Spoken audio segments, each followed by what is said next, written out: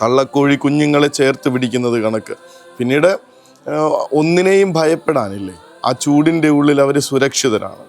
ആകാശത്ത് നിന്ന് വട്ടമിട്ട് പറക്കുന്ന കഴുകന് പോലും അത്രയ്ക്ക് പവർഫുള്ളായിട്ടുള്ള, എപ്പോൾ വേണമെങ്കിലും റാഞ്ചാൻ പറ്റുന്ന ഷാർപ്പായിട്ടുള്ള ശത്രുവിന് പോലും എന്നെ തൊടാൻ പറ്റാത്ത വിധത്തിൽ അവൻ്റെ സ്നേഹത്തിൽ ഞാൻ സുരക്ഷിതനാണ്, സുരക്ഷിതയാണ്. എന്നിട്ടും ആ കർത്താവിങ്കിലേക്ക്, അവൻ്റെ സ്നേഹത്തിലേക്ക് നമ്മളിങ്ങനെ ചേർന്ന് നിൽക്കാതെ പോകുന്നത് കൊണ്ട് മാത്രമാണ് ജീവിതം ഇങ്ങനെ സങ്കടപ്പെട്ട് മുന്നോട്ട് പോകുന്നതിൻ്റെ കാരണം, ജീവിതം ഇങ്ങനെ സന്തോഷമില്ലാതെ നമ്മൾ ജീവിച്ചു തീർക്കുന്നതിൻ്റെ കാരണം.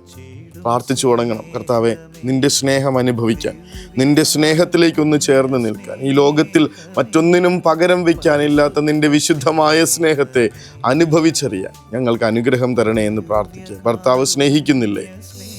മക്കൾ മനസ്സിലാക്കുന്നില്ലേ? അമ്മ നമ്മളെ വല്ലാതെ കുറ്റപ്പെടുത്തുന്നുണ്ടോ? മാതാപിതാക്കള് നമ്മളുടെ സ്വപ്നങ്ങൾക്കെതിരെ നിൽക്കുന്നുണ്ടോ? ഈ സമയത്തൊക്കെയും നമ്മളെ ബലപ്പെടുത്താൻ പോകുന്നത്, നമുക്ക് ഉറപ്പ് കിട്ടാൻ പോകുന്നത്, നമുക്ക് കരുത്ത് ലഭിക്കാൻ പോകുന്നത് ഈ കർത്താവിൻ്റെ സ്നേഹത്തിൽ നിന്നായിരിക്കും. ഒരാളും മനസ്സിലാക്കിയില്ലെങ്കിൽ, കർത്താവ് അതാ പറയണേ, മുല കുടിക്കുന്ന കുഞ്ഞിനെ അമ്മയ്ക്ക് മറക്കാൻ പറ്റും. അവള് മറന്നാലും ഞാൻ നിന്നെ മറക്കില്ല എന്ന് പറയുന്ന സ്നേഹത്തിലേക്ക് ജീവിതം ചേർത്ത് വെച്ചവരാണ് ഇന്നും പുഞ്ചിരിയോടുകൂടെ ജീവിക്കുന്നത്, ഇന്നും ഹൃദയത്തിൽ പ്രത്യാശയോടുകൂടെ മുന്നോട്ട് പോകുന്നത്.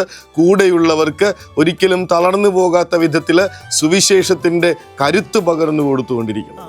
കർത്താവെ, നിന്റെ സ്നേഹം അനുഭവിച്ച മനുഷ്യർക്ക് തളർച്ചയില്ല, സങ്കടങ്ങളെ അതിജീവിക്കാനുള്ള കരുത്തുണ്ട്, പരാതി പറഞ്ഞുകൊണ്ടിരിക്കുന്ന നിരാശകളില്ല, നേരെ മറിച്ച് പ്രത്യാശയോടെ ജീവിക്കാനായിട്ടുള്ള ബലമുണ്ട് തമ്പുരാനെ. ആ സ്നേഹം അനുഭവിച്ചറിയാൻ ഈ നിമിഷം ഞങ്ങളിലേക്ക് അങ്ങ് ഇറങ്ങി വരണമേ എന്ന് അപേക്ഷിച്ചുകൊണ്ട്, ഈ ലോകത്തൊന്നിനും പകരം വയ്ക്കാനില്ലാത്ത അവിടുത്തെ സ്നേഹത്തിൻ്റെ കാരുണ്യത്തിലേക്ക് നമ്മളെ ചേർത്ത് വെച്ച് ആ സ്നേഹാശീർവാദം സ്വീകരിക്കാൻ നമുക്ക് മുട്ടിന്മേലായിരിക്കാം. കരുണതൻ കയർ പിടിച്ച്